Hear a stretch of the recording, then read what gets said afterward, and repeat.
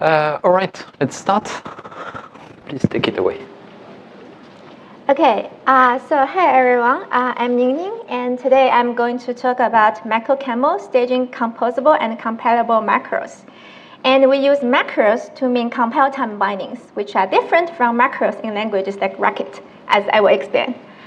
And this is joint work with Leo White from Jane Street, Olivier Nicole from Tarides, and Jeremy Yallop from University of Cambridge. Let's start with a motivating example. Let's say we want to define a power function, where we would like to calculate x to the power of n. And the definition is simple. If n is 0, we return 1, and in the recursive case, the power just calls itself with n minus 1. So we can call power with different inputs, like power 5(2) returns you 32.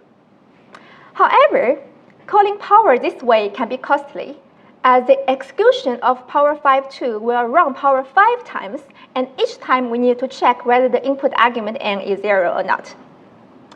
On the other hand, if we know statically that the power is going to be called with the first element being 5, then we can define a specialized version of power, which directly returns you x to the power of 5. And the power 5(2) will return you the same result. However, while we get efficiency through this definition, we lose abstraction, as we will need to define many specialized versions of power for each n. So the question is, can we get the best of both worlds? And in this talk, I'm going to introduce MacoCaml, which is a design and implementation of compile time code generation for OCaml, with 3 key contributions. First, MacoCaml provides a unifying framework for staging and phases, 2 techniques that are often considered separate. And as we will see, our design also works well with other language features, such as the module system in OCaml. And second, we provide a theoretical foundation for MacoCaml by formalizing a feature-rich macro calculus with important properties like soundness and phase distinction. And the phase distinction theorem, to our best knowledge, is the first theorem that proves that compile time computations do not interfere with runtime computations. And finally, we provide an implementation of MacoCaml for a OCaml compiler, and the implementation is available as an artifact. And later, we will show some examples written using MacoCaml. And in the rest of the talk, I will give you an overview of MacoCaml by briefly going through these 3 contributions. First, a unifying framework for staging and phases. Recall our motivation, where we would like to keep the definition of power abstract and at the same time get the program to run efficiently. One approach to achieve our goal is staging, which is a well-established technique to generate efficient code with predictable performance. Essentially, while normal programs take some input and produce some output, staging divides compilation into multiple stages, and at each stage, the compiler is given some input specific to that stage and is partially evaluated according to the input to generate efficient code for the next stage. And in our particular example of power, we would like n to be provided in the stage before x, so that we can reuse the same abstract definition of power while get it to run efficiently for any specific n. And to do that, we need 2 expression annotations, quotation and splice. Essentially, quotation is a representation of the expression as program fragment in a future stage. So if E is of type int, then the quotation of E has type int expr, where expr means a program fragment in a future stage. And we also need splice, which extracts the expression from its representation. So if E has type int expr, then the splice of E has type int. And we can apply staging to our power example. And this slide shows how we can write power as a macro in MacoCaml, and I will explain what macro means later. And as you will observe, the definition is very similar to before, except that I changed the sum type from int to int expr, and I inserted staging quotations here and there to make things work. More concretely, when n is 0, instead of 1, the program will return the quotation of 1. And in the recursive case, we are going to build a large quotation, and within which we are going to splice int expert to int to do this multiplication. And then now we can define a specialized version of power by doing this. So the definition of power 5 simply calls power with the static 5 and the quotation of x, and then splice the whole function application, which will then eliminate the abstract overhead of power by generating the function body like this, where all the recursive calls to power have been unrolled and inlined. And now the code to power 5.2 will give you 32 as expected as before. So what can we observe from this example? First, you notice that we have two different kinds of bindings. We have power as a macro, and we have power 5 as a let definition. And also, power 5 uses power inside a top-level splice. And by top level, I mean splices not within any quotations. And moreover, we expect that the body of this power 5 is generated at compile time, so that later power 5.2 can run efficiently at runtime. And this example demonstrates the first key design of our system. That is, we divide evaluation into two phases, compile time and runtime. And macros are compile time bindings, and let definitions are runtime bindings. And we use staging annotations to cross phases, so a macro can quote let bind variables, and let can splice macros. And our next question is, when exactly does compile time computation happen? Like in this case, we would like this power 5 to generate the body of this power 5 definition at compile time. And the answer is, compile time evaluation happens inside top-level splices. Like in this case, this power 5 splice this power inside a top-level splice, which will trigger compile time evaluation by evaluating this expression inside this splice, and then extract the evaluation result back into the program. And as another example to demonstrate this point, we can also define another macro that simply calls power. And this definition is well-typed, but no code generation will happen because we don't have any top-level splice in this example.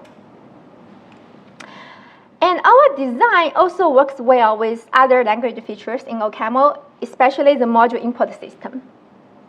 So suppose that we put all the definitions, power and power 5, inside a single module, arrays. Then we have two ways to import this module. Runtime import and compile time import. For runtime import, all the definitions from the imported module will remain at the same evaluation phase as they are before. So power will remain at compile time, and the power 5 will remain at runtime. And for compile time input, the evaluation phase will get shifted. So power 5, which was originally runtime, it becomes compile time. And power, which was originally compile time, it cannot be spliced at compile time. And I will make this more precise later. So putting all our designs together, we have seen that we have two different kinds of bindings. Let bindings that are at runtime, and macros that are at compile time. And we can use staging annotations to cross evaluation phases. And we can also import modules.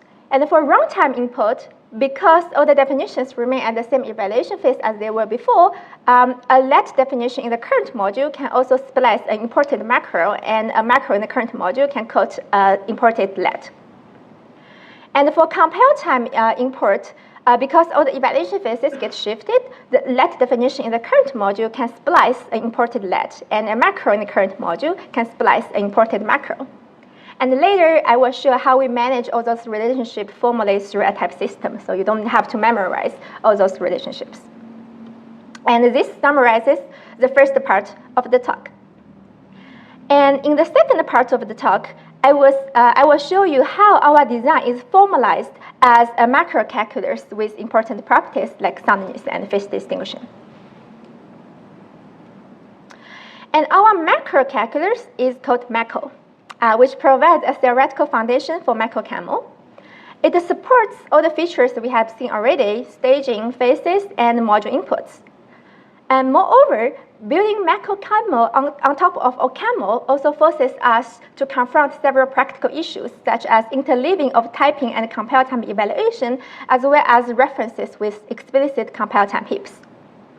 And in this part of the talk, I will briefly review the key aspects of the calculus. First, we have mentioned that we have two evaluation phases, runtime and compile time, and we can cross phases using staging annotations. Formally, we manage all those definitions using the notion of a level, which is essentially an integer number. And intuitively, a level tells you which evaluation phase an expression is in. So for expressions at level 0, they are at runtime, and for expressions of negative levels, they are at compile time. And following this definition, MacoCaml also features leveled bindings. So let definitions, they are bindings at the level 0, and macros, they are bindings at level -1. And for module inputs, a runtime input will keep all the levels of the imported definitions, and compile time inputs will shift the level of the imported definitions by -1. And importing a module at compile time will also evaluate it at compile time in order to, for example, initiate all the references. And of course, the module you import can also import other modules. So in the end, you will get a tower of modules. And our importing rule will take care of that. And the design is largely inspired by the module system in Racket, as described in this ICFP 2002 paper. And for staging annotations, essentially, a quotation increases the level of the expression inside the quotation, and the splice decreases the level of the expression inside the splice. And our type system enforces the level restriction, which says that each variable is used only at the level it is bound. So that this way, we can make sure that runtime bindings can only be used at runtime, and compile time bindings can only be used at compile time. And to account for compile time evaluation, we will need a special rule of splice for top-level splices. So there is one rule in our type system that says, okay, if the splice is a top-level splice, then I will evaluate this expression until it becomes a quotation. And then I can extract the computation result from this quotation as the type checking result of the expression. And here, the expression in blue denotes the compiled form of expressions. In this case, it's really just a subset of the source expression, but without top-level splices. And once we have references, this compiled form can also contain locations. And interleaving typing and compile time evaluation this way allows us to formally reason about compile time computations. But it also poses challenges to the type safety result, especially when we have references. OCaml has built-in support for references. So for example, here we can define ID as an integer reference initiated with value 0, and then we can define a function inc that, when called, will increment this reference and then return the content inside this reference. And with all the macros and compile time input things I have just described, maybe we also want to define a macro version of this inc. And what we can do is we can import this module ref at compile time, so ID becomes available as a compile time binding, and then we can define a macro minc that, when called, will increment the ID reference, and then it may try to return the quotation of the value stored in this ID. Now consider what would happen if we try to splice this minc macro. Because ID, when we try to input ID from compile time, we will evaluate this module ref. So ID will evaluate to some location in the compile time heap.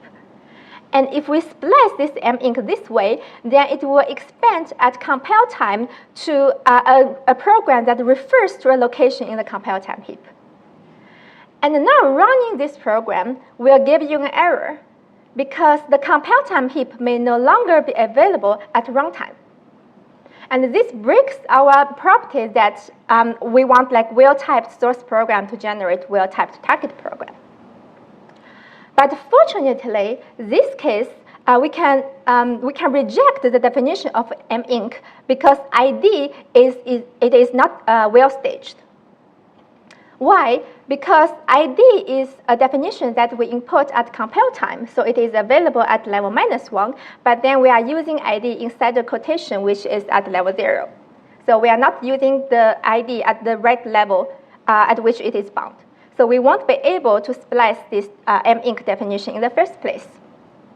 So we are lucky in this case.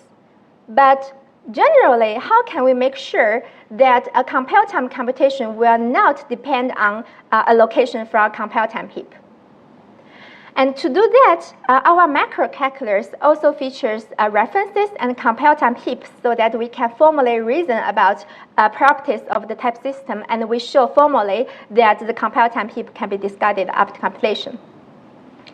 And before showing you the result of our type system, I want to briefly go through the typing judgment of our type system to give you some intuition of how our type system works. So this is the judgment for typing expressions in our system, which says that under compile time heap sigma 1 and all the macro definitions in omega and the typing context gamma, the expression E at level 0 under some compiler heap has type tau and compiles to this expression in blue and updates the compile time heap to sigma 2. So yes, you only need to memorize 9 components of this typing judgment. And this compiler mode here is just used to identify top-level splices and trigger compile time evaluation. And we have all the details about the typing in our paper, so I'm not going to go any deeper than this. And with this type system, we can prove formally that our type system is sound in the sense that well-typed source programs will generate well-typed target programs. And the target program is well-typed under an empty heap, so which makes sure that the runtime computation cannot depend on compile time heap. And we also prove phase distinction, which says that the compile time computations, such as macros, as well as compile time module inputs, can all be erased before runtime evaluation. Okay, this summarizes the second part of the talk. So far, we have seen that the design of MacoCaml provides a unifying framework for staging and phases, and also we formalized the key aspects of our system as a feature-rich macro calculus supporting modules and references. And in the last part of the talk, I will briefly describe our implementation and show one larger example. So the calculus maco we have seen captures the essence of our design, and guided by this formalism, we have incorporated our design into an OCaml compiler, and the compiler is available as an artifact. So you are very welcome to try our implementation. And in this talk, I will not cover more details about the implementation. But of course, our future work includes like extending our work to support more features in OCaml, such as functors and module subtyping. And we also want to do a systematic performance evaluation in the future. And to validate our design, we have ported 2 libraries. And first is a stream fusion library, which was originally implemented in MetaOCaml. And generally speaking, porting code from MetaOCaml to MacoCaml is relatively straightforward, as the 2 systems share very similar staging annotations. And another library is the formatting library. And in the rest of the talk, I will use an example very similar to this formatting library to demonstrate how you can write programs in MacoCaml. So for this example, our goal is to define a C-like printf style function. So here, this slide shows the printf interface in C, which takes a format and then a sequence of arguments and then give you back the formatted string.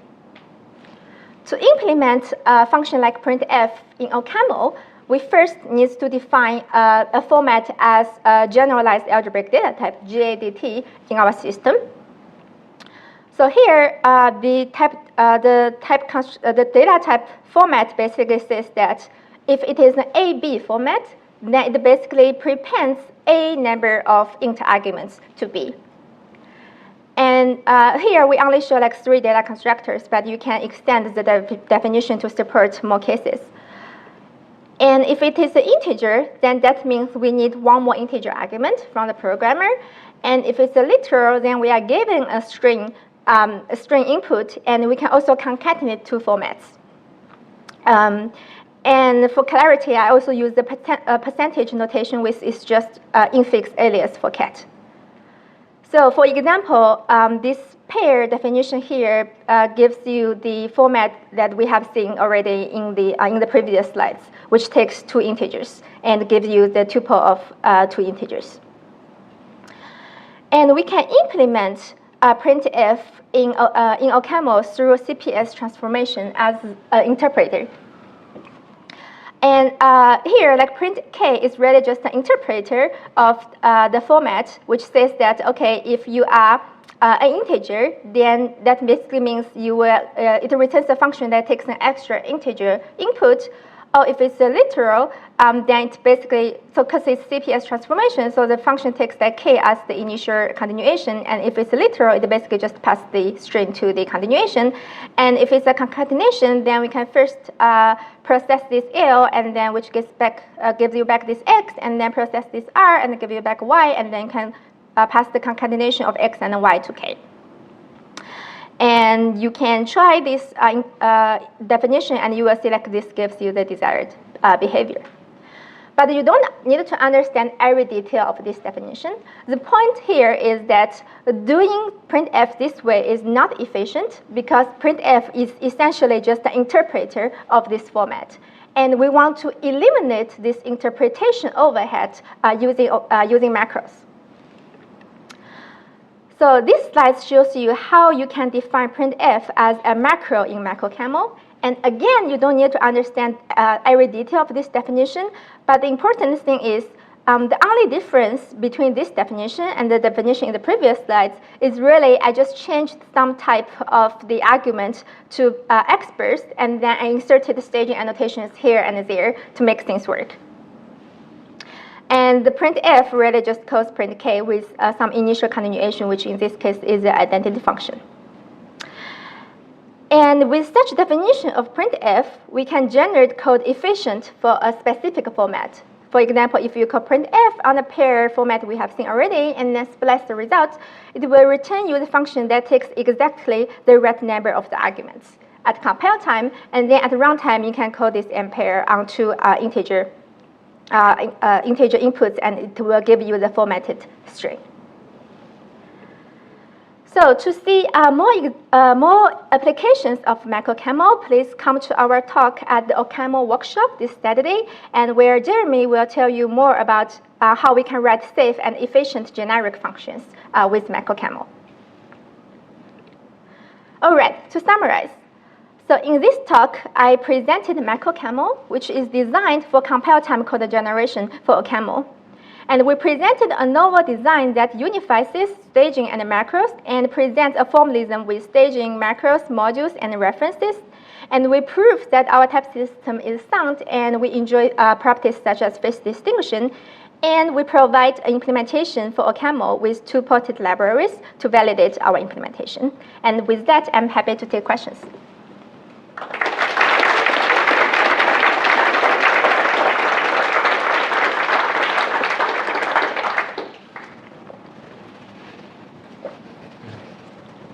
All right.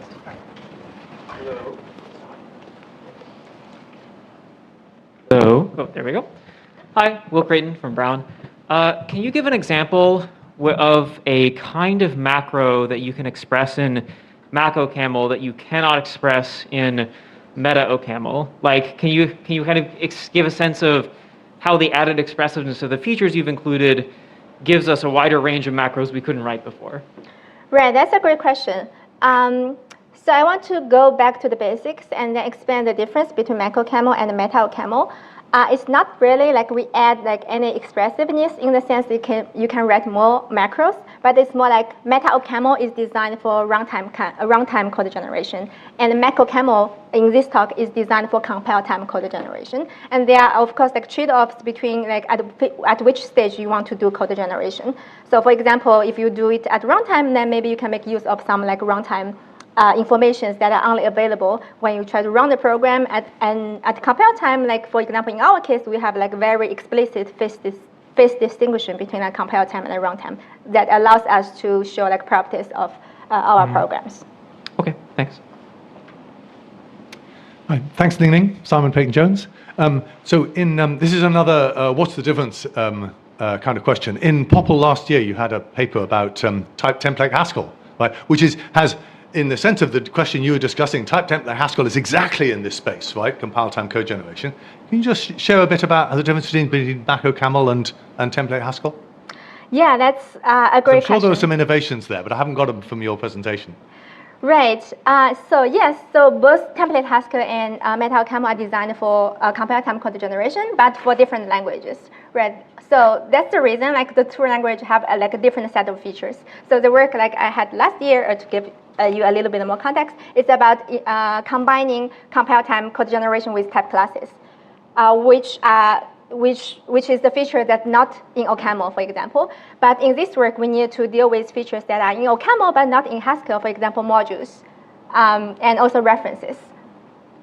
And there are also more like technical differences. Like in that work, we didn't really interleave typing with compile time code generation. We sort of just say, okay, all the compile time computations will be like lifted to the top of the program so that they will be evaluated before the rest of the program. This sort of gives you a notion of compile time evaluation. But in this work, we really like make it explicit that we have like a typing rule that actually do code generation at the compile time. And I think our design of the typing rule is actually largely inspired by your original paper on template Haskell. Okay, you should talk some more. Thanks. Thank you. Hi there, Antal from Jane Street. I was wondering, you have all your compilation stages as negative numbers, and this leaves half the numbers we have unused. I was curious if is there a meaning to positive numbers, or do you decide to go with negative numbers for sort of other reasons? Yeah, that's a great question. So I think people use numbers like in different ways in different work, and for us, we sort of we in our case we focus on like compile time computation, so like levels can go negative. But there are also work on like multi-stage programming where like you have like lots of quotations, like nested quotations. Then the level can also go like very large. So we don't like really have multi-stage programming in this work. So we focus only on half of the numbers. But maybe in the future we will support like multi-stage programming. Then we could use all the numbers. Great, thank you. Hi, Matthew Flatt. Your system supports compile time state, and you have that compile time. I'm wondering, has that been important to the kinds of macros that you want to write? Or is it just something that you have to support because it's there in Caml? That's a great question. It's sort of like both. Like we want to support compile time computation with references to just show that we can do that. We can do it in a type-safe way, but we don't really currently have like a very like significant use case like of that feature. So we are actually like looking for like applications like from the community. Yeah. Okay, I can talk to you about examples later. Thank you. Thank you. I have a question. So one thing that is a bit tricky using MetaOCaml quite often is when you want to use local definitions in local type definition in particular. And here it sounds even more tricky because you have an abstraction barrier that could hide definitions that you want to put in your macros, for example. So can you talk a little bit about that? Yes, that's a great question, and that's why I have this sentence of module self-typing on this slide. It is like a tricky question because we want to make sure, like, if a module hides a definition, then we don't want this definition to appear in code generated. So there is some like ongoing work on like applying like closure convention to like deal with this situation, but we are still working on that. So it's like future work. Okay. So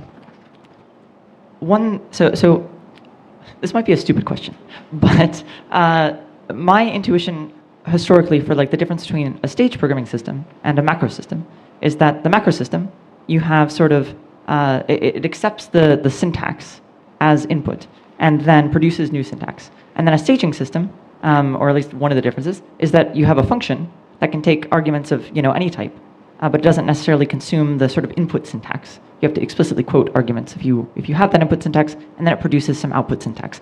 But here it seems like you have that, and you're calling them macros. Has my intuition for this just been incorrect, or is there some particular reason that you're calling these macros rather than splices in like a stage programming system? Right, that's a great question. Well, I'm not sure like macros are like a right terminology for like for this particular kind of work, because our macros are like really different from like macros in the racket system. We sort of use macros to mean like compile time bindings, basically like bindings available at compile time or like level -1. So there are so in our paper we have a very extensive like comparison between our work and macros in the racket system, and we show like there are examples where the macro system can actually give you like very weird result, in the sense like you thought this program is like well staged, but then after the macro expansion phase, it gives you a runtime error and things like that.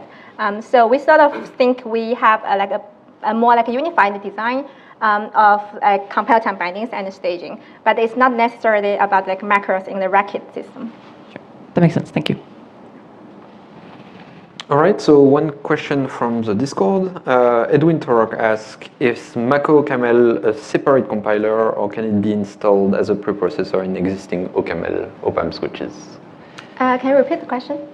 Can you install, is it a separate compiler, or is it a modified compiler or a preprocessor, basically? Right, I think currently it's a modified compiler. Okay. Yeah, and it's available as an artifact, so people can try it. Yeah. Okay. So thank you. Let's thank the speaker.